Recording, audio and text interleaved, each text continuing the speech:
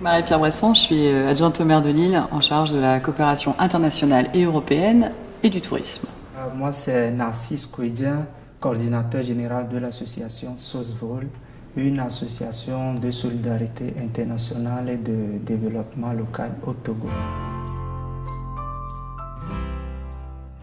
Le projet concerne l'handicap communicationnel, tout ce qui est information, éducation sur les troubles du langage écrit et à l'oral. On parle déjà d'un besoin réel qui est constaté sur le terrain, exprimé par les populations locales, et maintenant mobiliser tous les acteurs qui peuvent apporter une plus-value. C'est les professionnels orthophonistes, c'est les étudiants, les enseignants, les parents, les médias, etc. Donc nous, on va vers ces personnes-là par un travail de sensibilisation, également pour créer enfin un cadre qui puisse rassembler tout le monde. Le principe de la coopération, c'est d'avoir des acteurs institutionnels, donc les deux municipalités, la ville de Lille et la ville d'Oujda, et ensuite de mettre en œuvre des liens avec ce qu'on appelle la société civile. En l'occurrence, nous avons deux établissements d'enseignement technologique, le lycée Baggio à Lille et l'IFMERE à Oujda, et puis ensuite évidemment les gens, et aussi des entreprises privées. Parce que derrière, l'objectif c'est de former des techniciens aux énergies renouvelables et d'avoir ensuite du développement économique lié à la lutte contre le dérèglement climatique. Ces acteurs-là, déjà, ils préparent le terrain pour également, on va dire, prévoir les risques qu'ils peuvent avoir, comment les amenuiser et puis comment accueillir dans une dimension interculturelle l'équipe qui va venir du Nord.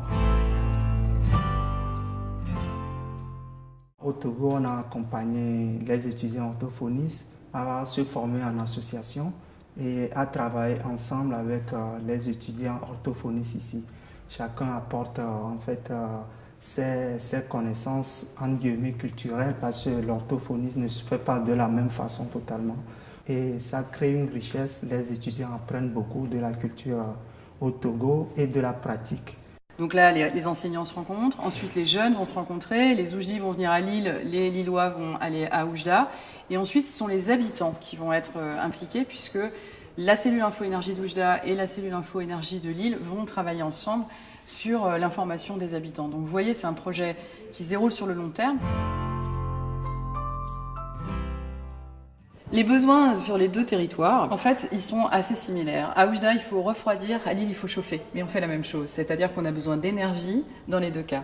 Et donc, pour répondre à ces besoins, eh bien, on met en place une réflexion et un développement des territoires à partir des énergies renouvelables. Et donc, il faut entretenir ces installations. Ça, c'est la première chose. La deuxième chose, c'est que les habitants des deux territoires sachent ce qu'est l'efficacité énergétique et comment on peut y parvenir. À Lille, nous sommes ici dans la maison de l'habitat durable, qui a une cellule info-énergie, et nous implantons la même chose avec Oujda à Oujda. Moi, je reste persuadé d'une chose, la réussite d'un projet, d'un travail collaboratif part d'un besoin réel. Ce qui est encore plus intéressant, c'est qu'on se fait plaisir en essayant de travailler pour satisfaire un besoin. Ce plaisir-là vient de l'échange entre les différents acteurs qui se mettent ensemble.